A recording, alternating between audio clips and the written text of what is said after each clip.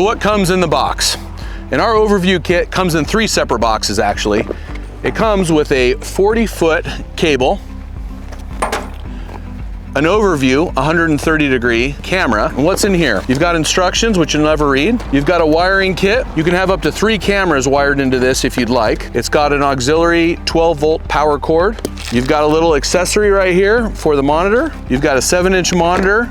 It comes with a remote, and it comes with a bracket to mount it. And today I ordered an extra magnet from the Dakota Micro website because we're going to be putting it right on the John Deere hood. It doesn't normally come with a magnet, but you can order one or use one that you already have. And inside this box is the OverView camera. You've got some mounting harnesses here, 2 Allen wrenches. These are super strong magnets. And all of our OverView products come with the standard universal 4-pin. So if you've got a connection that looks like this, you can buy one of our OverView cameras and probably put it into your existing system. In this case, it all comes together as one kit, so it's nice and easy.